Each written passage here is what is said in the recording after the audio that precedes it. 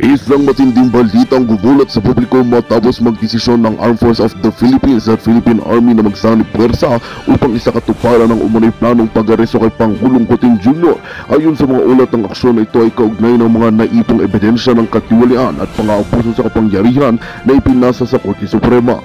Sa kabila ng tensyon, tiniyak ng AFP na ang kanilang hakbang ay naayon sa batas at nakatuon sa pagbabalik ng integridad sa pamahalaan.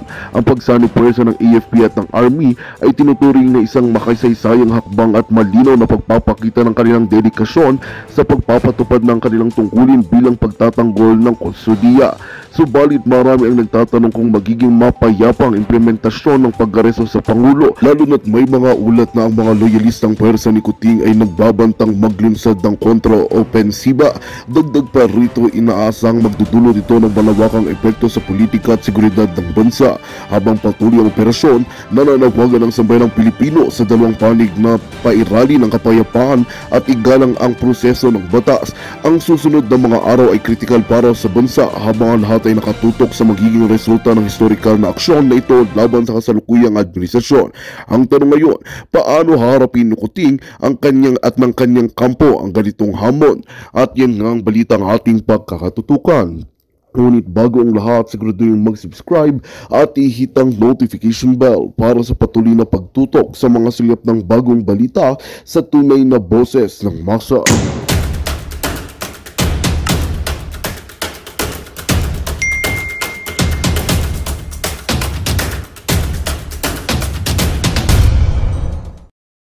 Alliance kayo with CPP, NPA, NDF, meron kayong papaupiin doon sa putang ina nyo, hayop kayo, hanip kayo talaga. Sorry. Ako asar na asar eh. Binanatan nyo ng 5,000 polis si Pastor Kibuloy. Accused. Tinrato nyong kriminal si Kibuloy and yung mga kasamahan niya, tinrato nyo rin kriminal. Mga banat pa ninyo, obstruction to justice. Mga putang ina nyo, hayop kayo. Obstruction to justice, tang ina nyo. Huwag nyo kaming bolahin. Alam namin yung karapatan namin. Kami nag-imbento ng konstitusyon. No? Hindi pa kayo pinapanganak, meron na kaming buhay. Nag-ratify na kami ng konstitusyon. Hanip kayo, tapos kami lelekturan nyo. Mga hayop. Tatratuhin nyo, accused pa lang yun. Samantalang, yung congresswoman, convicted. Ayun, letter Q na naman yun. Convicted. Sir, General De Leon, Sir Jojo, convicted, letter Q, convicted. In Congress. Di ba? Nakaupo pa rin sa Congress. At tinatanong ang Vice President ng Pilipinas regarding use of money. Hayop ka. As if meron kang moral ascendancy. Convicted ka nga eh.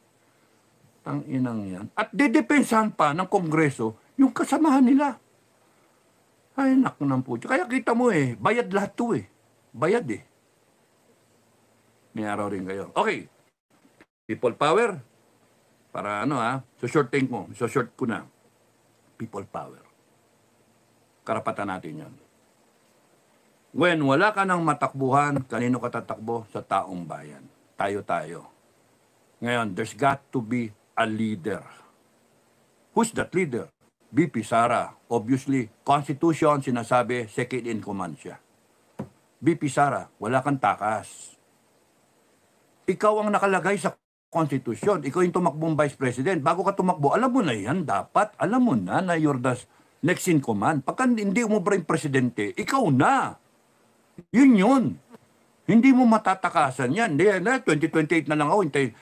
Again, sinabi ko sa iyo, if I am the Vice President now, Inday. If I am the Vice President now, lamang lang ako sa iyo ng edad di ba? Sige, pero nandun na rin yung advice, di ba? 20 years older. 20 years older. Dan yun ba? O nga, no? Parang palang 43 ka ba ngayon? 63, 20 years older. So I have the benefit of more years You may have the benefit of intelligence, but I have the benefit of wisdom. Because wisdom is acquired through experience, years and years and years and years and years of experience. So yung wisdom nga kicks in sa AFP nga at the age of 60 pataas. O sayang nga yung 56 kare-retire, yung age mo 56, kulang ka pa sa wisdom. That explains kaya yung mga general natin sa AFP hindi naisip yung mga naiisip nung mas nakakatanda. Because nag-kick in na yung wisdom. Na, meron kayong intelligence, pero wala pa yung wisdom. So, Madam Sara, tayuan mo. Kasi if I were in your shoes, tayuan ko yan. Siyempre, I'm speaking with the benefit of wisdom. Pero at your age, at 43, hindi ko rin tatayuan. Hintayin ko, mag-ano ko. Pero, take it from me, na who can speak at the age of 63, na may konting wisdom, konti lang naman no? Galing sa langit, ang wisdom ko, na pwede mong tayuan yan. Kasi, ang question niya, kaya bang matagalan ng mga Pilipino isa pang araw na nagdedelikado tayo maging narco state? Kasi may problema sa droga. Kahit hindi na problema yung presidente sa droga. Problema talaga ang droga all over the country now. Problema yung mga nawawala, kidnapping, etc. Problema yung pogo, problema yung nakawan sa gobyerno all over. Na, kanya-kanya. And then problema sa utang-utang natin ngayon. Problema sa West Philippine Sea, AFP, dinatrato tayong ganyan, may alliance tayo, pwede magkaroon ng digmaan anytime. Na yung problema, ikaw na rin nagsabi. Pero, ang ano dyan, ano gagawin mo? Di ba? Hindi pwedeng salita na kailangang gawa. Ang mga Pilipino, advance na. Why? Galing na sila Nandiyan sila ngayon. Gutom, pagod, suya, naumay na. Hinintay na lang nila Kailan ba? Magwawakas. Kumbaga sa comics, no? Wakasan di ba? Na kailangan, ang peg ni Madam Inday, sagutin mo lang, honestly, sa sarili mo. You're the Vice President. How a lot of Filipinos wish they were the Vice President. Isa ko. Yan Madam BP, how I wish I was the Vice President. But, ikaw Ikaw yung Duterte. Enrique, ako. Duterte ka. Dugong Duterte ka, tatak Duterte ka, ikaw yung Vice President, ikaw yung binoto. Isa ako doon sa bumoto sa iyo. So, kung titignan mo yung mga kababayan natin, marami, mga general natin, how they wish sila yung Vice President. Ako yung namin ko, how I wish I was the Vice President so I can end it now. San tayo? 32 million? I'm confident, 32 million yung akin. I'm confident may mga military akong kachika-chika, mga kamarites. At alam ko ng tatay ko may pinuhunan sa military, mahal na mahal sila ng armed forces tsaka ng PNP. Maghati pero mas maraming kakampi sa akin. Yung ganun ba? That's how I will think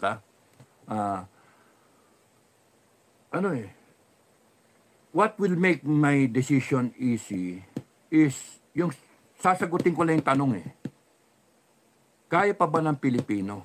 Hindi yung madidinig ko, timing. Hindi, may timing yan. Puta ragis. Erase. You do not talk of timing.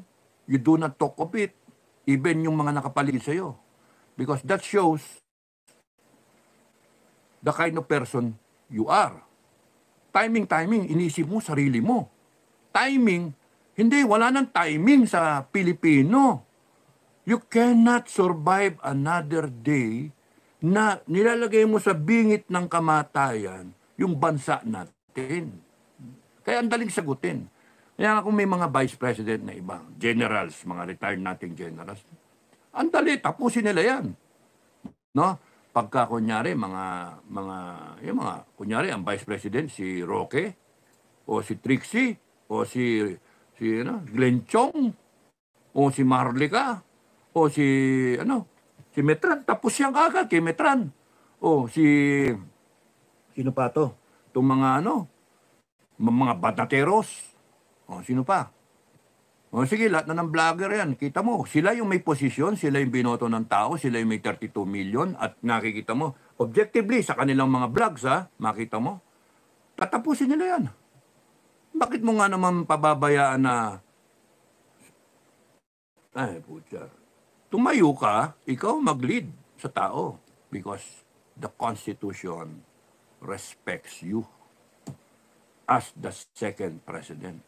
You were installed by the people, the Constitution, the Republic of the Philippines. You're there. And now they're trying to take you out. No? Take you out. Meron pang mga attempt pa na mag-hire ng magi-sniper sa'yo. Puta lang yan. Ang mura-mura naman. Mura-mura. Sa ngalaws. Kaya nga people power will not happen if ang mga tumatayo panay-tiniente lang. Pinakailangan tumayo, commander-in-chief. Hindi pwede si Bongbong. Ikaw, vice president, na acting as the new commander-in-chief. Tingnan mo, susunod lahat. Hindi yung ganon-ganon, hindi yung naghintay, hindi yung timing, hindi yung paparami na muna, tsaka kayo maglilitaw, hindi.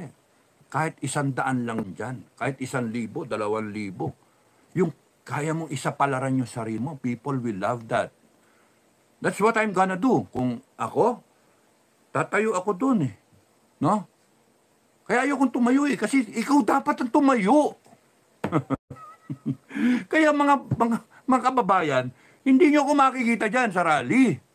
Ayoko mangyari na magawa ng papel yung incoming na presidente ng Pilipinas.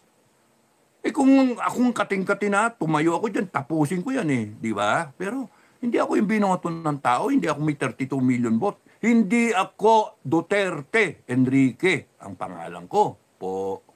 So hindi pwede ako. No? Kahit yung FGF may 5 milyon, hindi pwedeng ako. It has to be the Constitution. It has to be the Filipino people. It has to be aspirations, ideas ng taong bayan. Hindi yung ipopwersa mo yung sarili mo. You see? Kaya wag niyong sasabihin, tumayo ka na, magsalita ka doon. Magsalita, I get carried away. Maya-maya, mag-declare ako revolution doon. Wala na masusunod. Mamaya ako, nakaposto na nga, nakaselda na ako. Sasabihin ko, hindi, sinunod ko lang si Mitran. Hindi ako, nakinig lang ako kay Advice sa akin ni Iwan. Hindi, kami, walang iwanan kami. Patay kung patay kami. Kaya walang iwanan. June, Commander Bukay, ingat ka lagi sa biyaya. Naka-target tayo But anyway, pagka merong lumapit sa'yo, convert mo lang. Convert mo. At saka pag kami nangyari sa'yo, madadali ang administration. No? We will support each other. FGF, we will support each other. Nothing happens to you. Sabi ko nga natutulog lang tayo sa pansitan, nandito lang. Ganun-ganun lang tayo, di ba? Pero ready to fight tayo. So, yun. Ngayon, people power. Na-explain ko maigi para mag-materialize yung people power. Saan kayo nanggagaling mga kababayan? Sa Constitution tayo nanggagaling. All power and authority emanates from the people. So, yung ability ng gobyerno mag-declare ng martial law, yung ability ng gobyerno, yung power ng gobyerno, authority ng gobyerno na babasahan ka ng minsan hindi pa nga Miranda rights, no? Hindi ka babasahan o whatever, hulihin ka, obstruction to justice, etc., etc. All that baloney, na itutuwid natin 'yan. Dadating tayo diyan sa husgahan, no? Ang mga PNP, yung natitirang matitino sa PNP, magpakatino kayo. Sabi ko nga, magputi lang kayo eh. Para magkaalaman eh, that you are the police of the Filipino people. Marami naman matino eh. No? Marami tayo. May mga subscriber akong PNP, may mga retired PNP sa FGF. Kaya nga ingat na ingat ako na salbahin itong mga PNP. Pero lagi ko sinasabi nga, hindi lahat, no? So, siyempre, yung mga PNP natin na mga kasama na retired, nagagalit. At hindi ganyan yung PNP iniwanan nila. At marami tayong mga PNP na mahirap. No? Sa FGF, mahirap. Wala nga ka naghihintay nga ng pondo. wala ka eh. Kaya kayo mga matitinong PNP, huwag kayong magpapadala sa mga illegal na order, isipin nyo. Ayan, pakinggan nyo yung susunod kong vlog. No? AFP PNP, para sa inyo yan. Okay, so, saan kayo nanggagaling? Dito, people power. Yung paghuhusga. Pagka wala na matakbuhan ng tao, tatakbo tayo sa sarili natin. Habang tayo dumadami at nagigising, kinakailan tumayo yung leader. It's not an Enrique, not a Metran, not FGF. It is Inday Sara. Not a Glenn Chong, a Trixie Cruz, not a Harry Roque, Salpanelo, sino pa, lahat ng mga kalyado, not a Bato, not a... Sino to? Yung artista, si Robin, saka si Bongo, or sino pa. Lahat sila, nakakatulong tayo. Pero ang dapat talaga na makita ng tao, yung leader, yung tatayo. And consistent to sa Constitution natin, Marcos, hindi pwede, nagwawala, no? Nasira na tiwala ng tao, na binobola yung tao, nagsisinungaling sa harap ng tao, na may problema sa droga, na ayaw niyang magpa-drug test. Nang ganun ba? Na kinukurap, pinayagan niya na patakbo yung bansa ng kanyang pinsan at ng asawa. Ngayon, minsan, nag-ano na yung asawa eh, nagkakalma na, si Tamba na lang ngayon. So, nag-ikot sa kampo, binibili yung mga opisyal. Puta yun. So, sa susunod, meron akong sasabihin niya, sa susunod na vlog. So, yun yung ko, hindi pwede si Marcos. Sirang-sira ka na eh. Sirang-sira ka na. Ano yung ating konstitusyon? Vice President, next in line, spare tire. So, hindi pwede, dapat impeachment. Impeachment, impeach ninyo, yung mga magagaling na lawyer. Tignan natin kung may impeach. Hindi naman may impeach. Numbers game impeachment eh. So, we have a system na may flaw, no? Pero, naniniwala ang sistema natin, yung constitution natin, sa People's Initiative. Naniniwala sa People's Initiative. Na yung constitution pwedeng palitan, CONAS, and People's Initiative.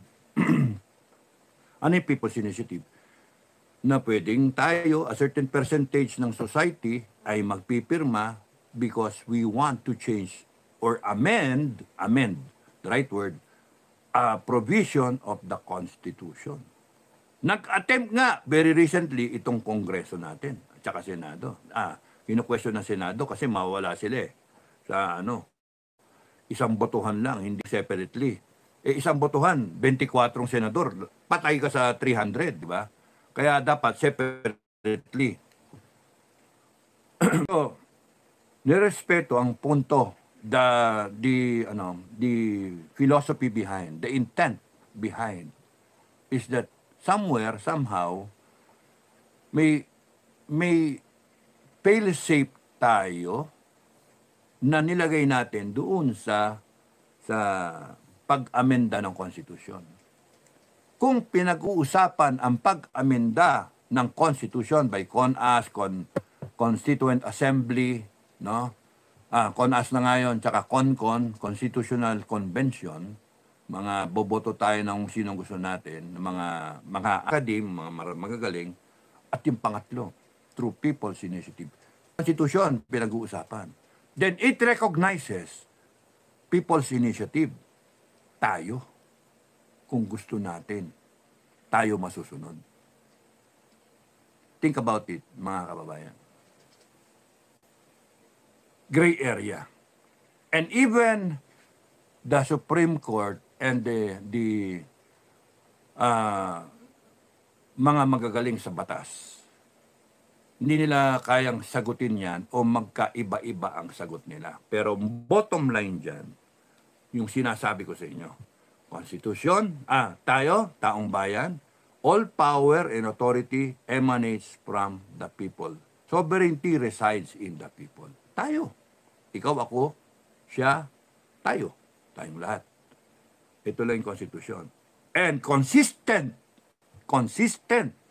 Kung gusto mong baguhin ito, pwede na hindi dito dumaan. Sa Kongreso o sa Constitutional Convention, pwede dito. Kasi yung Constitutional Convention, sabihin na ng Presidente, sige, magbago tayo ng Constitution, mag-ano siya, na kung sino. I-appoint nila, and then, o kung hindi kaya, magbobotohan tayo. Pero that's very expensive. Hindi natin kaya. So, dito tayo, People's Initiative. So, pwedeng baguhin o amendehan yung Constitution. Consistent with the Constitution, tayo yung nasusunod. Tayo. So, all power emanates from the people. So, yung People's Initiative may be in another form. Hindi lang sa pagbago ng konstitusyon. Because yung mismong konstitusyon natin, naintindihan niyo ka, ay pumapayag sa People's Initiative na baguhin mismo yung provision sa konstitusyon.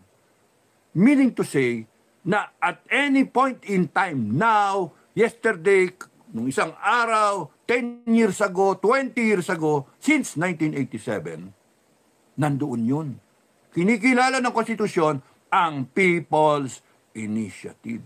Not only sa pagbago ng probisyon ng konstitusyon, but in realizing yung gusto natin mangyari. Realizing yung pagka merong mali, pwede tayong tumayo at mag-People's Initiative. That's peaceful. Babaguhin mo yung Constitution, People's Initiative. Sinubukan nila, bilin-bilin yung mga boto. May People's Initiative, ginastosan nila. Kinulimbat yung pera ng taong bayan at ipinasak dyan para magkaroon ng People's Initiative. Nalaman ng tao, ginagago mo kami, nag-ingay ang tao, tumahimik sila. Ngayon, gagaguhin nila tayo pagka hindi tayo nakalingon. Kaya, iba-iba yung mga pinalalabas na mga issue. Para tayo, hindi makatingin, nakapokus, bangag yung presidente. Hindi pala, hindi, nakalimutan na. Ninanakaw yung pera. Hindi, alis go ngayon eh. Ang flavor of the day, kailan lang si Pastor Kibuloy, nilihis. Ngayon, West Philippine Sea. Mga walang iya itong mga to eh. No? Tinatanga tayo eh, ginagalit tayo. Gusto ko i-stress, People's Initiative ay nirerespeto ng mismong konstitusyon kasi binanggit na pwede mong baguhin mismo yung provision sa konstitusyon by way of the third way, People's Initiative. Tayo. Ibig sabihin, nire-recognize ng konstitusyon, tayo ang mas nakakataas sa konstitusyon. Sabi, no one is above the law. No one is above the law. Inan nyo, mga argumento ng mga lawyer. No one is above the law. Sorry, hindi lahat ng lawyer. Siya nga pala, congratulations kay Attorney Leandro. I hope na pumasa ka. Isa nating subscriber. Sana pumasa ka, Leandro, no? Nahirapan daw eh. Mahirap daw ngayon kaysa nung last year. Bumagsak last year. Hindi, papasa ka na ngayon. Ganun lang yan eh. In disguise yun eh. Eh di pagka di ka pumasa, di take ka ulit, take and take. Ganun lang. So, People's Initiative. Ano yung way ng People's Initiative? Wala pa nakakaalam. Kayo, anong palagay nyo?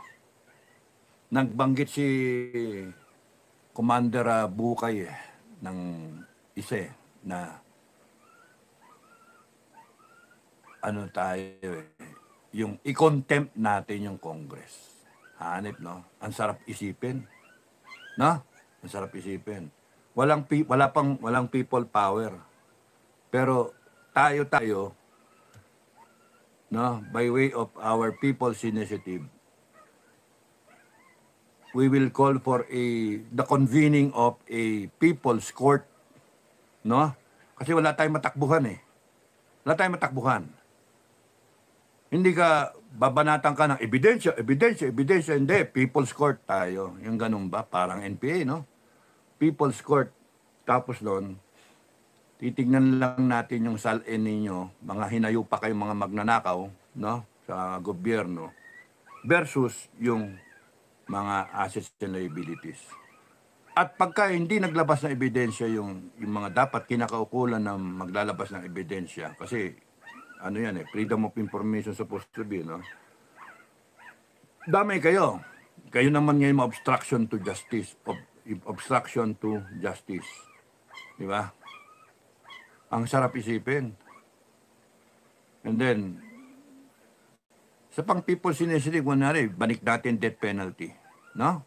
Kasi gago, inutil yung Congress tsaka Senate eh. Ito tayo, Constitution, ito silang lahat sa ilalim.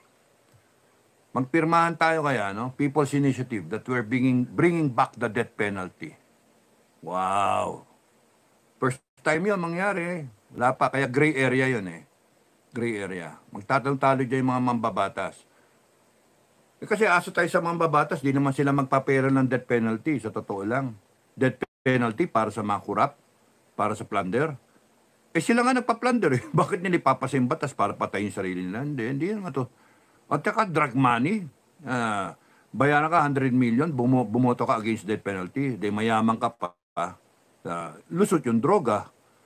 So, kunyari, magtapon yung drug cartel ng mga 1 billion, small time.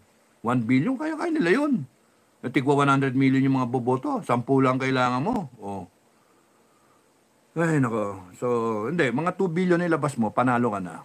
Wala nang death penalty, di ba? Eh kung ako senator na pro-death penalty, sasabihin ko, pingi. pingi. O, mga mukhang pera, di ba? Pingi.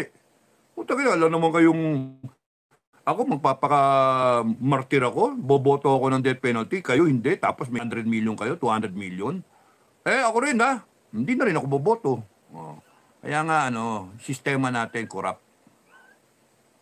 Kaya nga, hindi mapapasa yan. Pero kunyaring People's Initiative, ano nga kaya, no? Tayo magpasa? Nasabihin nila, hindi, unconstitutional. Tangina talaga, unconstitutional. Sino nandito?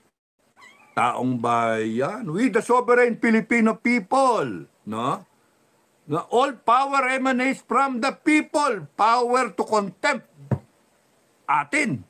Pinahiram lang natin. Tangina nyo mga congressman kayo. Ha?